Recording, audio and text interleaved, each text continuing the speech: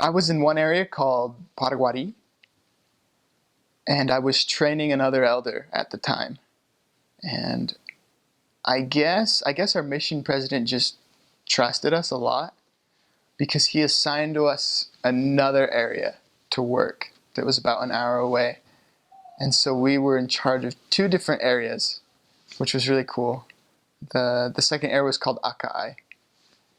And so sometimes, at least once a week, we would take a bus for about an hour and a half to go to Akai, because they had a really small branch there.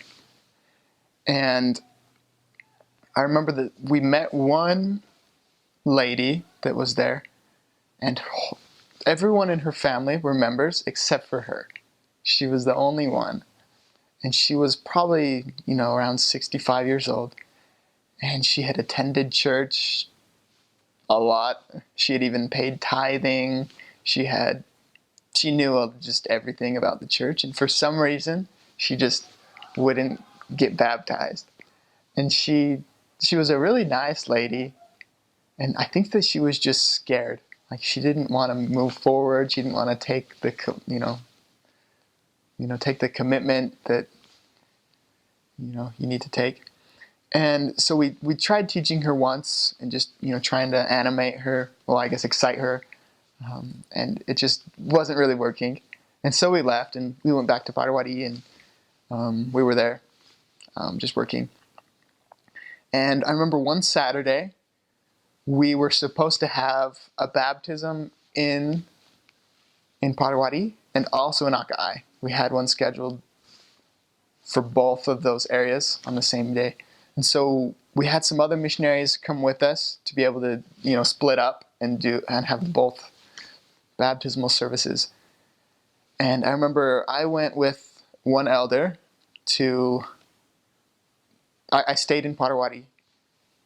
And I remember that the lady that was supposed to get baptized just disappeared. She wasn't there, which was really sad and really kind of scary.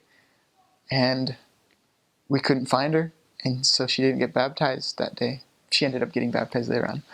But we were just worried. We didn't know what to do. And I just remember sitting there thinking, and I had this feeling coming to me that we needed to go to Maria Ignacia's house in Akai, which is really strange. My companion was already in Akai, getting ready for their baptismal service. And so my companion and I, for that day, we just took another bus and went up to Akai, and we went to Maria Ignacia's house, this lady, and we had the baptismal clothes because it was supposed to be the other person's baptism. And we went to her house, and we just felt like we needed to walk in and tell her that we were there for her baptism. So we clapped the house. That's what you do in Paraguay instead of knocking. And we're just like, hey, we came for your baptism. And she was like, what? I'm not getting baptized. And we really felt like she was. And so we're like, yeah, you're getting baptized. And we talked with her a little bit. We had also brought the branch president with us. And we just bore testimony, and we're like, we know that you're ready, and we know that that this is true, and like you've attended church and everything. And the branch president that was there gave his testimony in Guarani, and it was just super powerful. And she was just like, okay, I'll get baptized. And so we walked about a block and a half to the river that was just right by her house, and she just got baptized right there. And then the next day she got confirmed.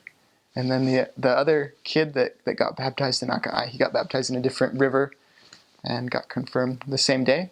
And it was just a crazy, awesome miracle that happened just because we were able to receive that impression by the Spirit. It's really cool.